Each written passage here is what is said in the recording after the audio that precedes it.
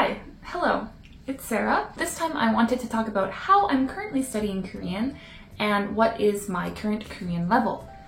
I think it's kind of like an important thing to know about somebody who you are following that's learning Korean. I think it would be really cool to be able to look back at this video and be able to see the differences and improvements that I have made in the future. So even though it's terrifying, I am going to put my very beginner Korean skills on the internet for everyone to see forever. I'm gonna be honest, language learning isn't really my forte. I don't speak any other languages other than English, so Korean will be my second language. Studying as a beginner is really hard. So let's start with how I'm currently studying Korean. Good news, since my last video, I have finished Integrated Korean Beginning 1, and I have started studying Integrated Korean Beginning 2. The Integrated Korean textbooks will have 2 conversations for each chapter that kind of demonstrate the target language that you are trying to learn in that chapter. And then you will read one conversation, they will explain the new grammar to you. You'll read the next conversation, they'll explain the new grammar to you. They'll give you some exercises, and then they have a narration portion, which is also in full Korean, and then they will have some exercises for that. And then they will have what's called a usage section, which usually helps you practice the target language in some more real-life scenarios, kind of using the grammar points and the vocabulary that you learned in that chapter, not to interact with the dialogues that they have presented, but to interact with your own life. So usually what I will do to study this textbook is I will first look at the vocabulary list at the beginning of the chapter, and I will put these words straight into Quizlet.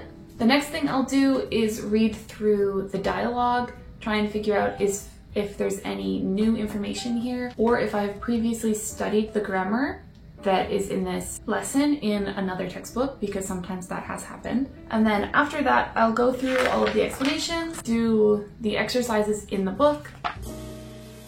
These exercises are mainly for my reading and writing practice, to a lesser extent listening and speaking. I think reading is my best skill at the moment, although I would still be considered firmly in the beginner category. I would say mid-beginner for reading. For a little while, I took out this webtoon from the library, and I want to say I understood maybe 50% of what they were saying without having to use like translator apps like Papago to look up different, vocabulary that I didn't know. So here is a sample text of something that I would be able to understand in Korean by reading it. And then another one that I recently bought that I think is really cute is this book here, which is Mo Story. And it's literally, it's so cute. I found it at this little, it's not even a bookshop, it's a souvenir shop, but it's mostly photos.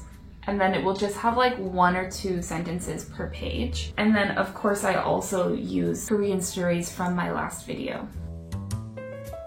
I'm not going to really talk that much about actually practicing writing, mainly because it's hard, so I don't study it that much at the moment, which I should study it more. Mostly my writing practice comes from doing the exercises in this book and in the workbook that is attached to this series. I would rate my writing level early beginner, probably. I can review a grammar structure and then I can create my own sentences with that grammar structure pretty confidently, but I can't actually create like my own paragraphs by myself without having to constantly go back to a textbook and review different grammar structures.